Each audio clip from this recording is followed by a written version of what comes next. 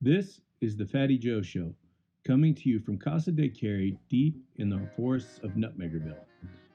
This show is dedicated to exploring pathways to better health from a holistic perspective. In each episode, we will explore such topics as nutrition, mental and emotional health, fitness, and more. I'm Yogi, your host, and I became interested in studying health after conventional health dogma became damaging and led me to become massively overweight. Against modern convention, I went on a keto lifestyle and I lost over 300 pounds and gained a level of control on my personal health that I never had before. Now I'm on a journey to find out what is myth and what is truth in the ever convoluted world of what is considered healthy. Come join me on a journey of discovery as I look for a path to improve total health. If you'd like to support the show, head over to patreon.com/thefattyjoeshow or patreon.com/Carrie Brown. If you want to check out all of our social media links and recipes, head to carriebrown.com. Don't forget to leave a comment, like, and subscribe to the show.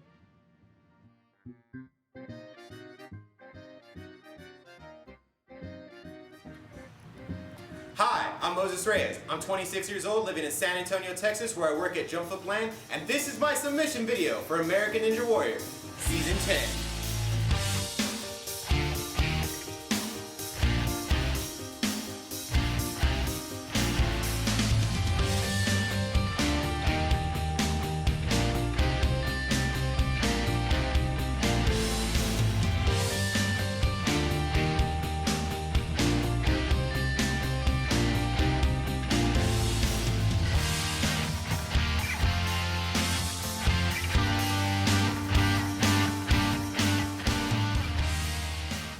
Hey, everybody. Welcome back to the Fatty Joe Show. I have a special small episode today. You guys are going to be getting to meet someone who's very interesting. He reached out to me on Facebook. He's part of the Keto Man's Club group, I think is where he found the podcast. And he's got a really cool story.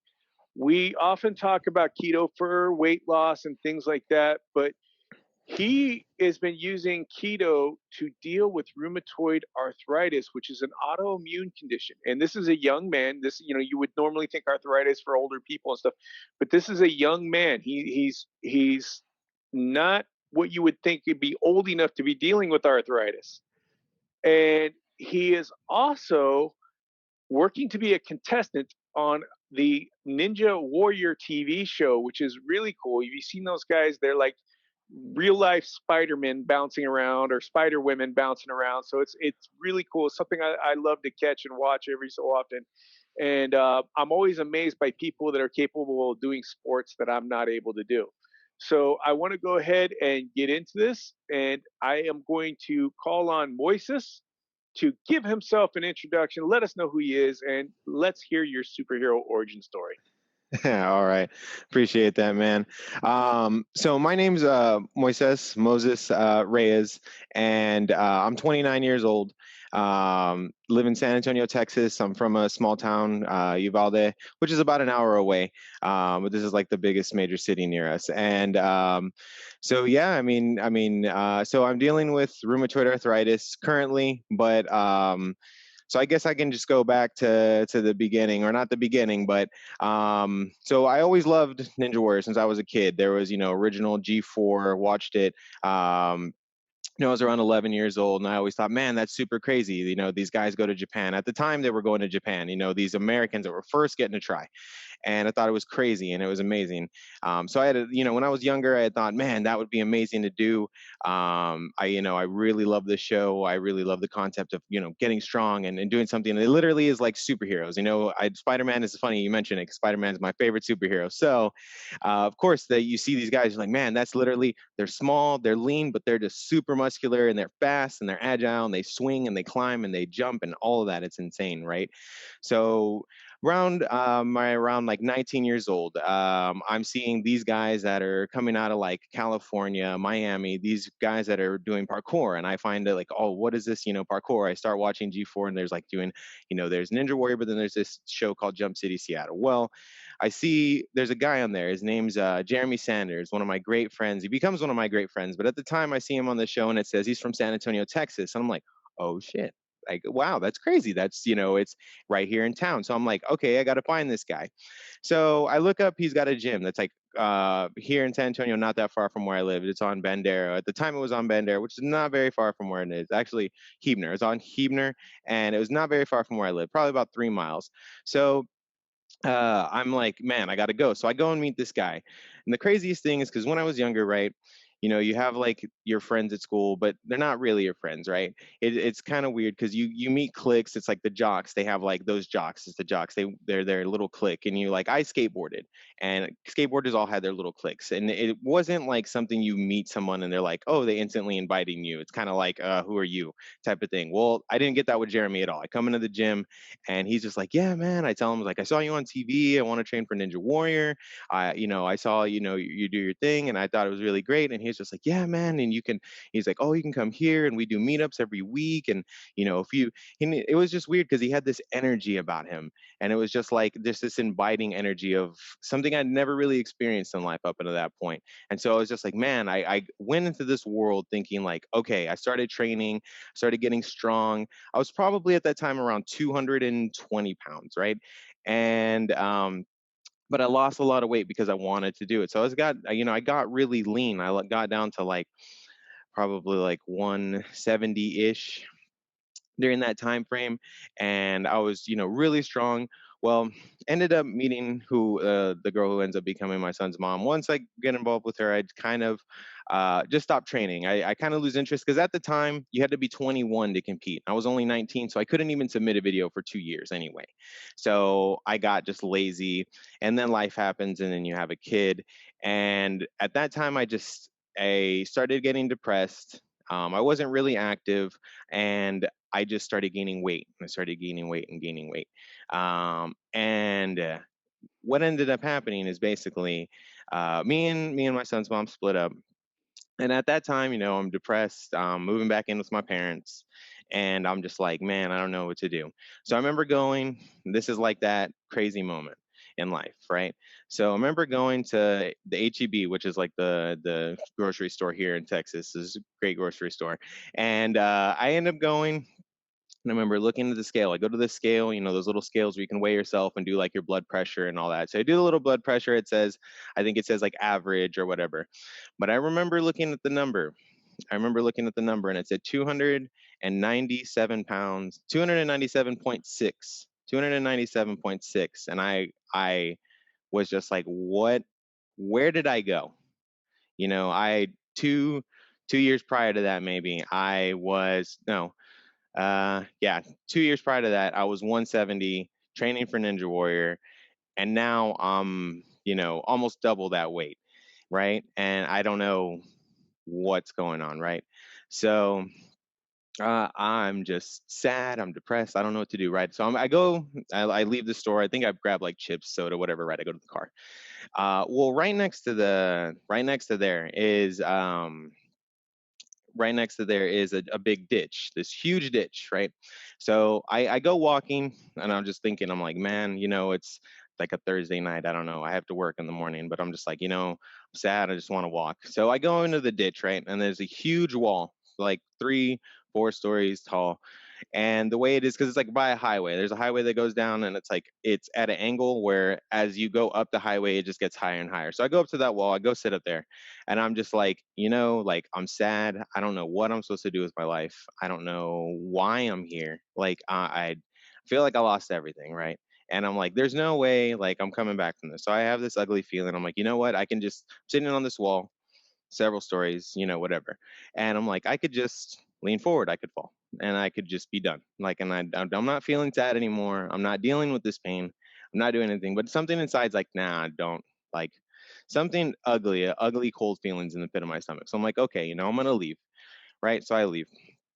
Well, during this time when I was with my son's mom, I really cut off all of my friends. Like I stopped associating with pretty much my friends, my family barely, you know. So I had deleted Facebook, I had deleted all social medias, right? Well, I had maybe added them back a couple days before that. So I go home just contemplating everything. So I had messaged my friend Jeremy. And I had spoken to him probably 2 years, right? And he messages me back and he's like, "Hey man, I see that you're back on, social media.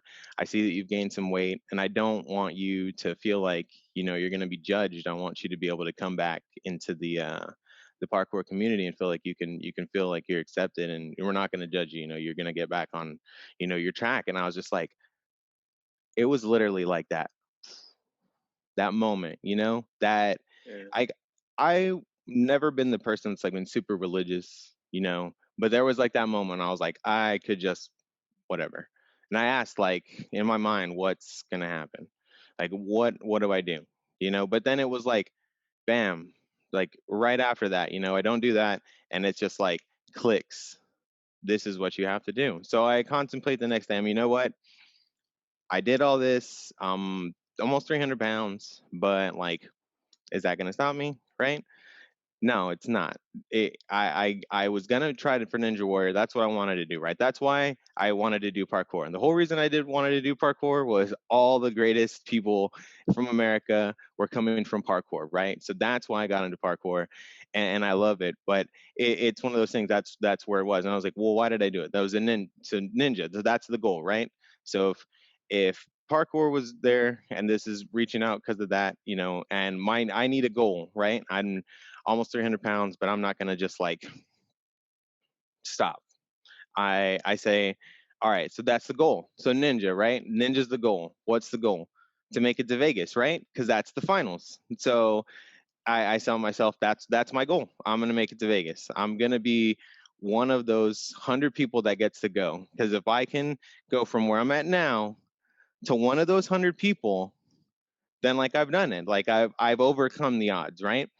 So it all starts small. It all starts, eating right, running, doing all that. And within the span of what was that, 2015 to 2017, span of 2 years, I was able to get down back to one. But when I can eventually I get to a point where I'm gonna ninja, it's gonna happen, right? So between that time, I don't know, 161. That's how much I weighed before I went to Ninja. So in that time, I go through this process. So it all starts. Life was crazy, and I was working at a hospital for 2.5 years. I had an opportunity to trampoline park to be a manager. I go to that job to try to be the trampoline manager. I'm there for 3 months. I work my tail off. They end up being like, once everything's finally done, everything's all set up. Oh, we don't need you anymore. I'm like, I left a job I was at for 2.5 years for this, like on a whim. Like they were like, they had a manager. I got a job part time. I was like, this is just gonna be extra. They had a manager. He quit the first weekend. They are like, you're the oldest person. You seem responsible, and you're trying to do for ninja stuff. Like you seem like you love trampolines. Like, and we need someone who's gonna like start now, and we'll pay you 3 times what you make. I'm like, yeah, okay, I'll go. That's cool. And I do this for a few months, and then bam, I don't have a job. I'm like, oh god. And so during all this time, when all this is happening, I'm still training for ninja, right? I'm losing weight. I'm doing all this dieting, but my actual life is crazy. And I go see my friends. So I have a friend. His name's Thomas Stillings. If you watch the show American Ninja Warrior, you know him as the Genie Ninja. He's been to Vegas several times. He's a great athlete, one of my best friends. And so I go to him. I had a catering job on and off, and luckily when I lost that job at the trampoline park, I called the lady that I did catering for, and I literally had like a full-time job the next day. So I was just so lucky that I was able to really start, because they were like, well, we actually had 2 people quit today, so yeah, we need people. I'm like, all right, great. But I'm like, this is catering. I don't want to do this, right? So I go and I see my friends, and my friend's just opening up a brand new ninja gym in San Antonio. Literally just finished building it to the point where like it's a gym, but it's still pretty bare. Like, because with ninja gyms, not like a regular gym. You can't go and buy dumbbells and weight benches. No, like you need to build everything. These obstacles, there's not like a. There are some sites now. There are some sites now you can pre-buy a warped wall. You can pre-buy a salmon ladder, and they're ridiculously expensive. Or you can build them, and that's half the fun, right? But you have to make it, like, these are giant productions for these obstacles, so these are not easy things to build, right? So I luckily go there. He wants me to be his manager, and I'm like, because he's like, I need an office manager. Me and my other friend who helped him run the gym at the time, Mike Avery, another great friend of mine. They were the ones running the gym. They're like, we like you know business. You were doing shipping and receiving. You know how to run things. You were running a trampoline park. They're young guys. They're gymnastics coaches. My friend Thomas, luckily he's an amazing athlete, and he got really successful off of ninja, so he was able to get the ability to own a gym, like in that sense, get the loans, get all that stuff going. But they didn't know that business aspect of it, so they're like, this stuff. I'm like, I know enough, I guess. So I do that. Well, right at that time, luckily, again, I feel like everything's for a reason, because they picked several cities, and luckily one of them gets to be San Antonio. So I'm like, awesome. Ninja Warrior is going to be in my backyard. This is my opportunity. I've been training. I'm physically able.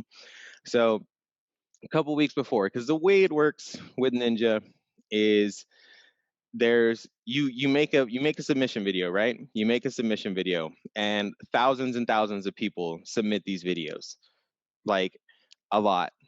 50,000, right? Well, they're going to pick 600. They're going to pick 600 and 100 from each region, and they're going to divide it up into 6. So you need to make sure that your video is that great. What do you bring to the table, right?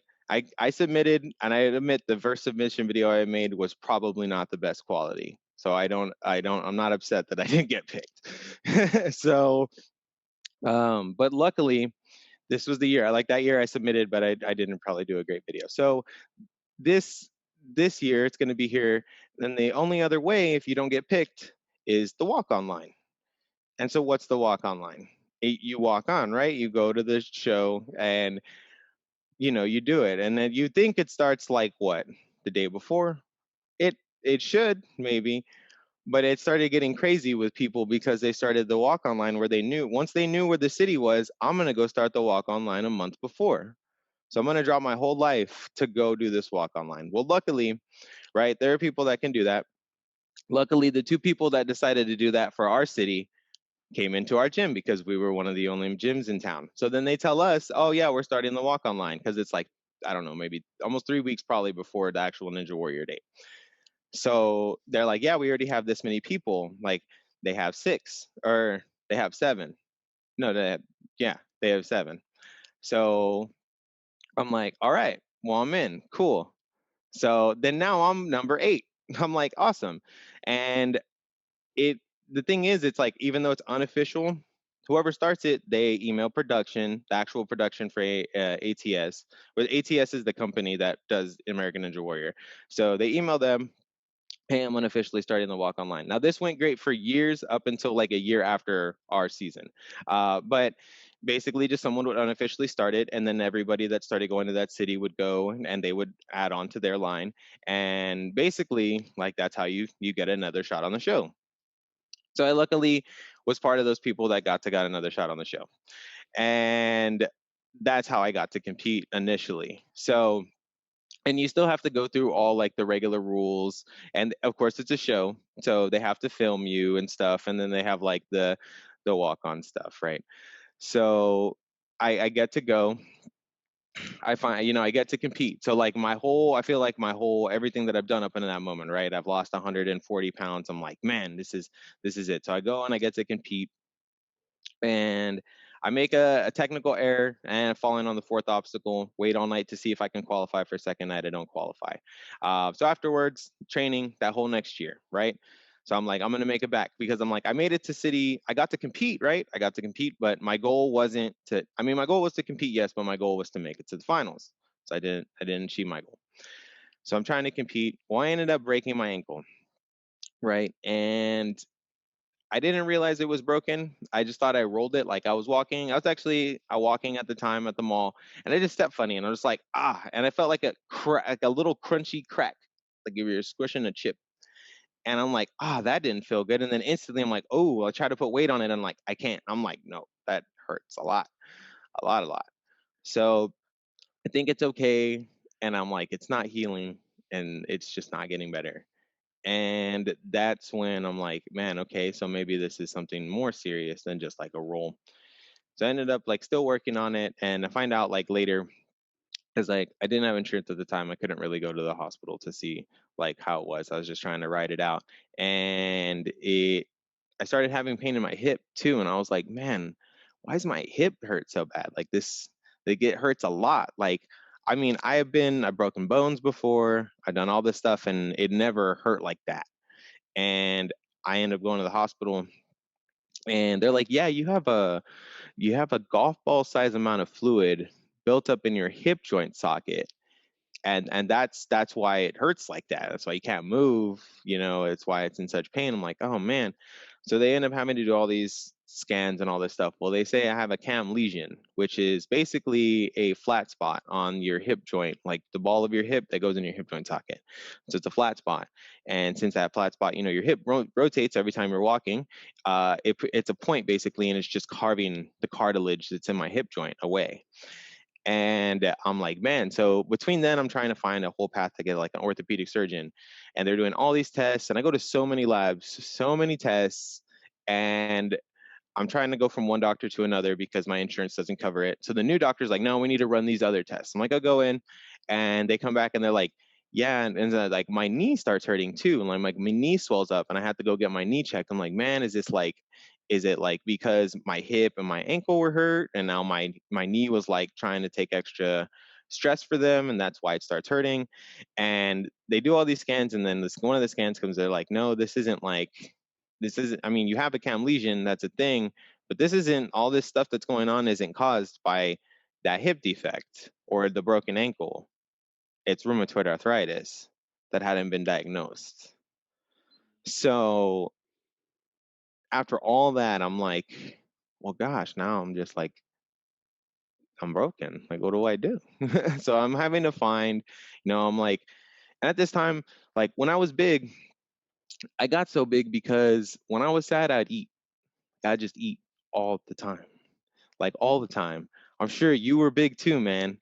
I know, just you're just eating and eating, and just because you're bored, you're gonna just eat something. And I remember like my normal Friday nights were 3 king size candy bars and a pint of ice cream on top of huge meals and soda, tons of soda, probably like a liter or 2 liters of soda every day. Like I know why I got that big. So then I'm depressed now again after Ninja, and I'm going back to eating, and like I'm eating bad, my body's hurting, and I'm not correlating the two. Like I'm not like I'm eating terrible. It's making me feel worse because of my condition, and I don't know if it's because I'm not just not seeing it, or I think it's more just that's my depressed state is just to eat. I'm sad, I just eat. So finally find some medicine that starts working somewhat, and then I start feeling better. So at this point, I mean, once all the ninja stuff happened and all that, I like cut myself off. I just cut it off of Facebook, deleted a bunch of people. I couldn't see it. I was a ninja coach and it was great, and then I was hurt and I couldn't do anything. And I was like, your thing, like everybody has, I feel like, a thing that makes them, like somebody and you're like, they do that and that like signifies their character. And that's how I was. I felt like that was me with ninja and parkour. I was that guy. And then you're hurt and you can't do anything, and who do you become, it seems like.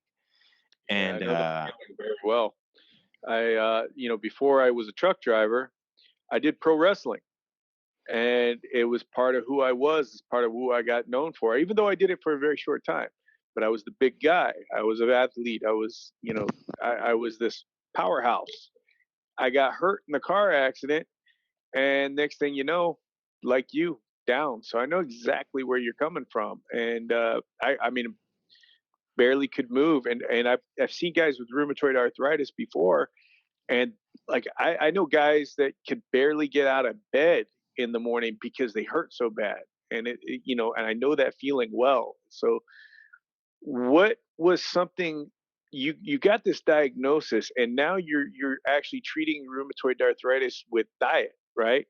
What got you turned on to keto as a pursuit of dealing with rheumatoid arthritis, and how is it working for you?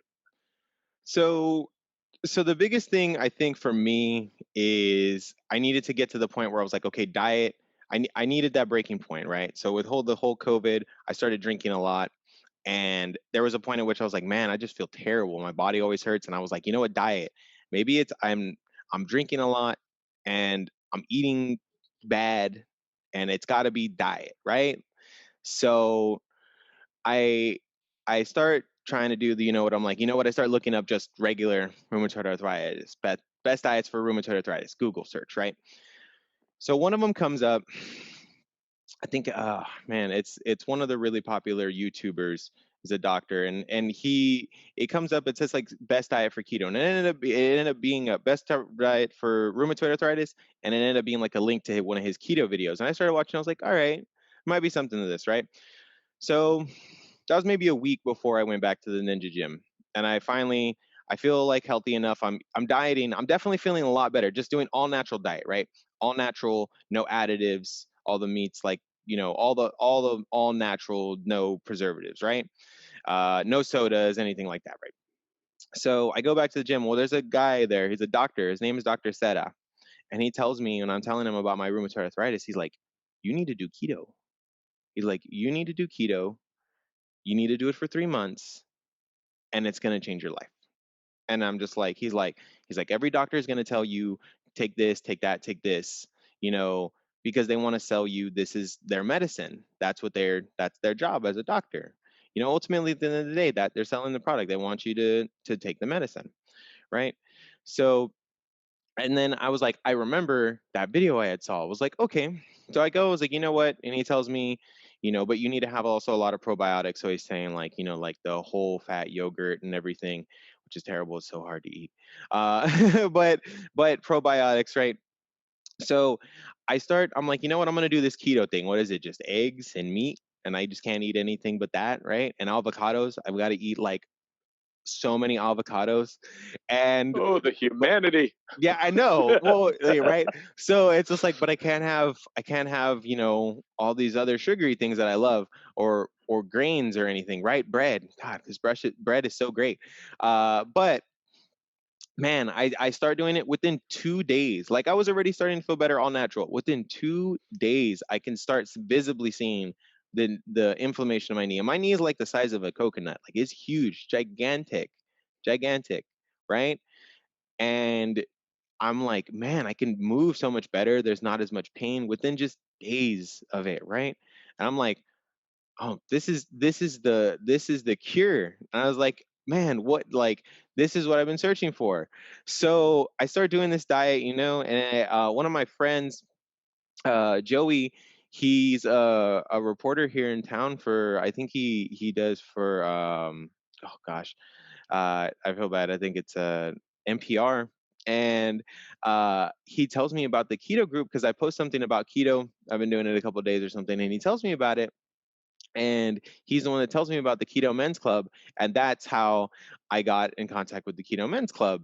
And that was just great, just because it was so many other guys that were doing the same kind of stuff that I was doing, at least similar, right? We're all changing our diets. We're all trying to make ourselves better.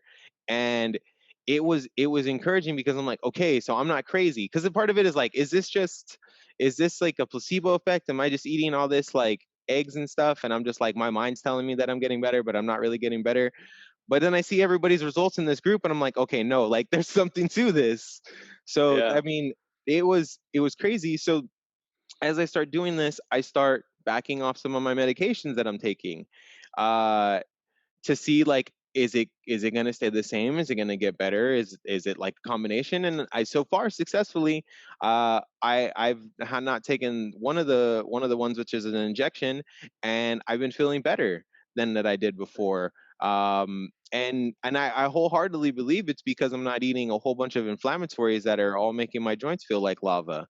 So like, Yeah, I really know that feeling, and the Keto Man's Club, it's a great place to be in for support for a lot of dudes, very positive place, and it's a great place to learn as well. And the the I could relate to the joints not being on fire. I did my keto mainly for brain health, Hmm. um, with CTE types issues because of getting hit in the head a lot through the sports that I did. Hmm. But it's an amazing, you have an amazing story of progress. And I definitely want to check back in with you. And I want to make this kind of an ongoing thing of talking to you and seeing your progress. And I want to follow you up to your tryouts. And I also want to talk to you after you're done with the tryouts and where you're going from there and give us an update and like really make this an ongoing thing because I think you have a really cool amazing story and you have an amazing goal that you're trying to reach, and I want to encourage my audience to look you up and to support you and give you a lot of love and encouragement to keep going. So can you give me a way to contact you either through Facebook or whatever, how can people send you that inspiration to keep you going? So I do have like Instagram. So like we have to make up a ninja name, right? Ninja moniker. So mine, I was like, how did I convey that I lost all this weight, that I got smaller, right? So I was like trying to think of a thing. So slim down ninja. So just SLIM down ninja, right? So because I slimmed down and crazy because I like was tiny and then got big and then got tiny again, and it's like I seem like I'm pretty good at this, so maybe it's like a fitting name because I like I'm able to do it, I guess, relatively easily. I mean, not easily, but uh I can do it. It's not fun sometimes though. um but yeah, and it's crazy that you mentioned that too, because just yesterday they posted the new applications are up. So you have 3 weeks. December 14th is the deadline. So I got the next 3 weeks to put a great video together. I have some great friends that are going to be helping me work on it. I'm really confident. I think that with all my story that I just told you, that I mean, I feel like I can do it. If I feel like if I get another shot, I can do it, because I feel like where I made a technical error last time, I don't think I'll do that this time. I think that I'll do a lot better, and because I've gone through so much more, and I want it. I want it more than I'm sure a lot of the people that say they want it, even Yeah. though not to step on anybody else, but I this is like eat, sleep, dream. You know what I mean? It's just you just got to do it, and yeah, I really appreciate the opportunity to come on and tell my story and just to speak with y'all. It's not a problem, man. And you know, I wish I could get you on quicker. This being a one person, primarily one person operation. It's kind of hard to balance everything.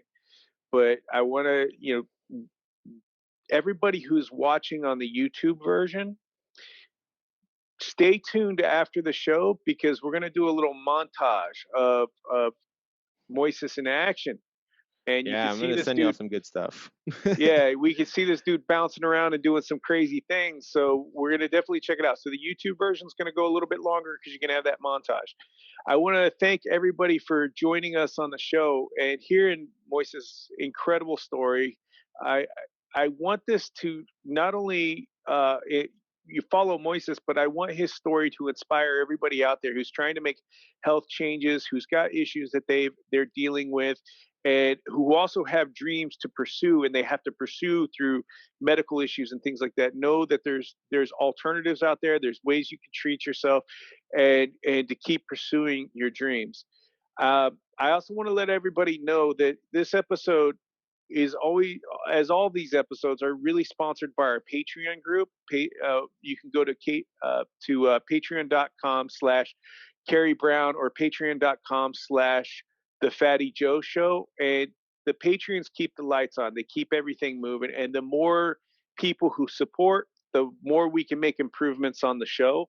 I want to give a couple of shout outs to people who support, and I want to say thank you to Ada Crum and Becky Cottle, I want to thank you very much for being Patreons. We have a lot of great people on the Patreon, and these are two people who are wonderful enough to support and help bring the show out. And also, the show is brought to you by Carrie Brown. It is a Carrie Brown production. She's running the holiday master classes right now. She's got the holiday book. So if you want to stay keto for the holidays and you want to learn how to cook some really awesome stuff that's still keeping you in the keto realm, go check out carriebrown.com. Check out the masterclass link. Check out the books on there. And that also helps keep us going. And if you want some Fatty Joe swag, you could also check the links below for our Zazzle account. You can go and sport you a Fatty Joe shirt, get you a coffee mug, and it helps keep things going. Also, if you like the show, please rate the show down below, leave a comment, and share the show out with people. And if you share the show, tag us in so we know what's going on and who you are. All right, everybody, we will see you on the next episode, and stay tuned for Moises doing his Spider-Man stuff. And I love the Spider-Man thing because I was a Todd McFarlane fan growing up. So, all right, everybody, have a great day and be kind to one another. Hi, I'm Moises Reyes. I'm 26 years old, living in San Antonio, Texas, where I work at Jump Foot Land, and this is my submission video for American Ninja Warrior, Season 10.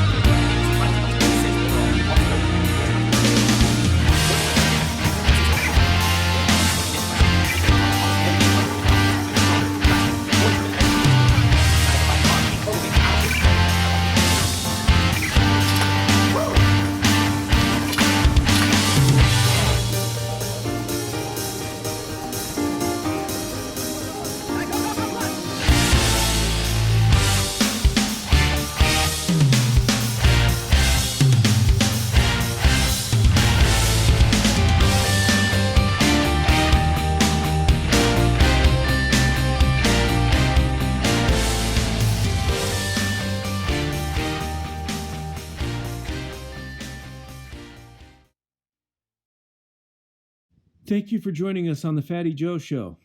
Be sure to leave a comment and subscribe. It helps the show reach more people. To support the show, as well as Carrie Brown and Yogi's work on the blog, keto recipe development, masterclasses, and to gain access to private Facebook groups and other awards, go to patreon.com/thefattyjoeshow or patreon.com/Carrie Brown. Also, check out our Carrie Brown and Yogi Parker YouTube channel for video versions of the Fatty Joe Show, recipe videos, and more. Join our awesome community on the Facebook group, The Keto Kitchen with Carrie Brown and Yogi Parker, and check out our carriebrown.com website for recipes, blog posts, discounts, cookbooks, masterclasses, and other great stuff. Thank you so much.